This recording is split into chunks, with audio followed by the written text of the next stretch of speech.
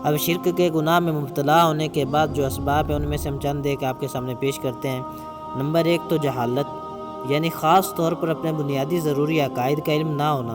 क्योंकि जाहिल आदमी कभी अपनी जहालत की वजह से भी कुफ्र शिरक में जा पड़ता है कि उसे पता भी नहीं होता कि ये कुफ्र या शिरक है और वो ये काम कर बैठता है। नंबर 2 मुशरिकीन के साथ दोस्ती और मेल जोल रखना, बिलखसूस उनकी मजहबी तकरीबात में शरीक होना, और गाने सुनना और फिल्में ड्रामे देखना, क्योंकि आजकल अक्सर कई गाने और फिल्में कुफ्रिया कलमात पर मुश्तमिल होते हैं। तो दोस्तों अब हम आपको ईमान की हिफाजत के लिए बताते हैं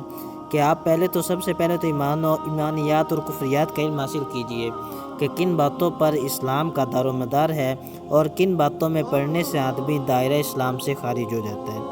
और इसके मालूमात के लिए आप अमीरा अहले सुन्नत अल्लामा मोहम्मद इलियास अत्तार क़ादरी दामत बरकातुहुल आलिया की किताब कुफ्रिया कलमात के बारे में सवाल व जवाब